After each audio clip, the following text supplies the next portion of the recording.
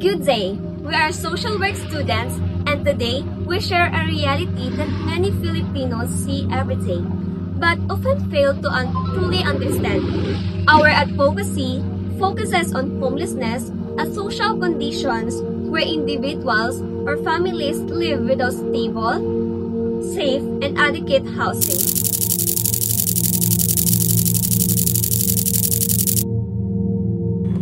Ito yung sitwasyon kung saan ang isang tao o pamilya ay wala nang matatawag na sariling tirahan, walang matatag, ligtas at maayos na lugar na mauuwian.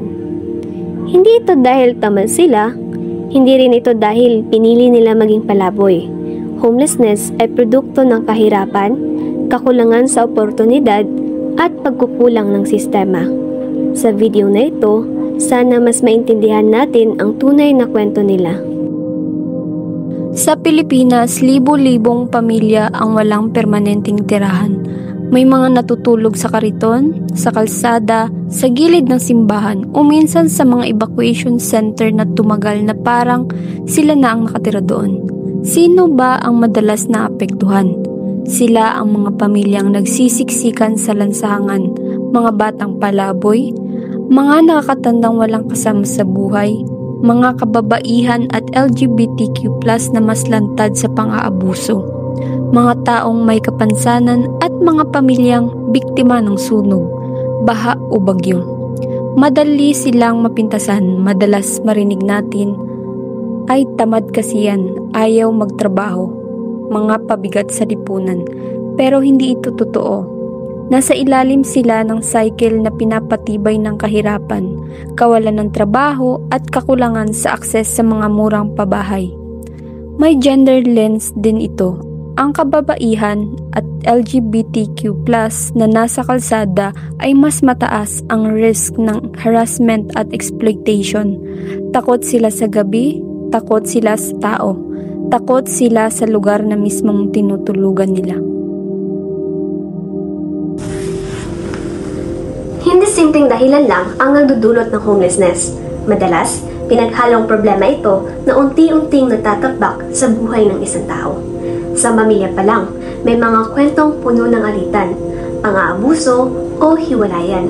At kapag wala nang mapuntahan, minsan ang kalsada na lang ang nagiging takbuhan. Kasunod dito ang kahirapan.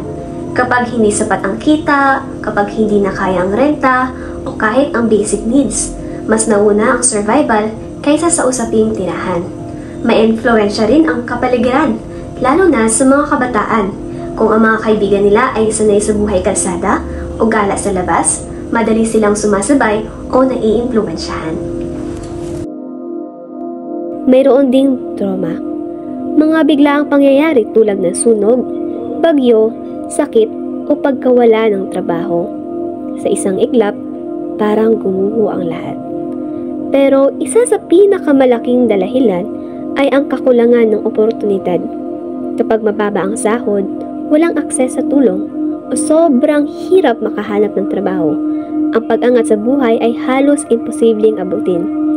Kasama pa rito ang paglaki ng digital exposure, yung mga bata o kabataang mas maraming oras sa labas, sa internet o sa pabarkada kaysa sa bahay.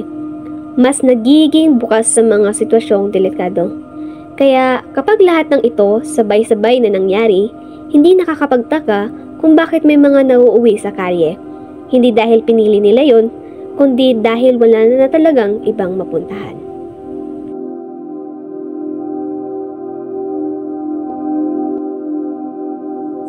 Malalim at mabigat ang epekto ng homelessness. Una, sa kanilang isip at emosyon. Araw-araw dala nilang pagod at pangamba. Walang kasiguraduhan kung saan sila matutulog, kung ligtas ba sila o kung may makakain kinabukasan. Kasama rin dito ang social stigma. Madalas silang husgahan, tawaging tamad, pabigat o kriminal. Kahit hindi nila pinili ang sitwasyong kinalalagyan nila. Because of this stigma, maraming pintuan ang nagsasara para sa kanila. Sa trabaho, sa edukasyon, sa serbisyo, at minsan kahit sa komunidad na dapat sana ay nag-aalaga. Ang homelessness hindi lang problema ngayon. Nag-iiwan ito ng sugat na umaabot hanggang bukas. Sugat na kailangan nating tugunan ng may malasakit, pag-unawa at pagkilos. Bilang mga future social worker, mahalaga sa amin na hindi lang tingnan ang homelessness sa panlabas. Kailangan naming intindihin ang buong kwento ng mga tao. Sa assessment, hindi lang natin tinatanong kung bakit sila nasa kalsada. Mas malalim pa doon, tinitingnan namin kung ano ang pinanggagalingan nila, anong sitwasyon nila sa pamilya, ano ang pinagdadaanan nila emotionally, at ano ang mga kanya-kanyang kakayahan at pangangailangan nila. Dito namin nalalaman kung paano talaga sila matutulungan. Sa intervention naman, hindi ito one size fits all. Iba-iba ang kaso, iba-iba ang approach. Pero kadalasan kasama dito ang pagbibigay ng immediate needs tulad ng pagkain at pansamantalang matutulugan. Pagre-refer sa DSWD o LGUs para sa medical, legal or shelter assistance. Ang advocacy naman, ito ay yung mas malaki at mas pangmatagalang trabaho.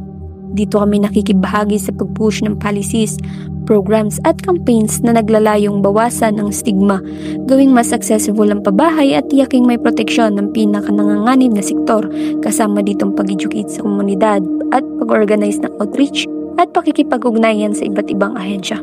At syempre, may mga batas at programa na nagsisilbing backbone nito, gaya na lamang ng RA 7279 o Urban Development and Housing Act, RA 10121 para sa disaster displacement at ang mga programa ng DSWD, LGUs at NGOs para sa mga street families at individuals in crisis. Hindi man perpekto ang sistema, pero dito nakaugat ang trabaho ng social workers, ang maghanap ng paraan para maramdaman ng tao ang mga serbisyong dapat ay para sa kanila. Sa huli, ang role ng social work ay hindi lang magbigay ng tulong, kundi maging kasama nila sa pagbangon, maging boses nila sa loob ng sistema at tulungan silang makabalik sa buhay na may dignidad, pag-asa at direksyon.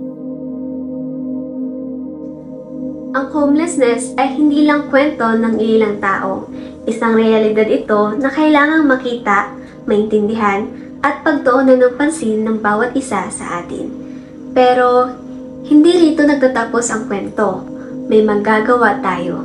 Kaya ngayon, nananawagan kami ng mas malawak na public awareness.